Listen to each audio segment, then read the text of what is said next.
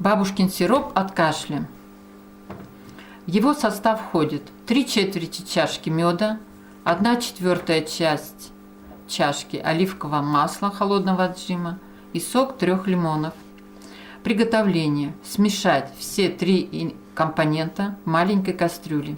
Немного подогреть, но ни в коем случае не доводить до кипения. Мед и лимон теряют свои лечебные свойства при высокой температуре.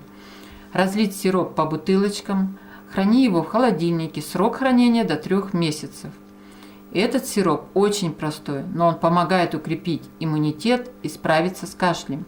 Если ты начинаешь заболевать, можно выпить целую бутылочку такого сиропа с чаем. Тебе сразу же полегчает. Сбалтывай и перемешивай сироп перед употреблением. Здоровья!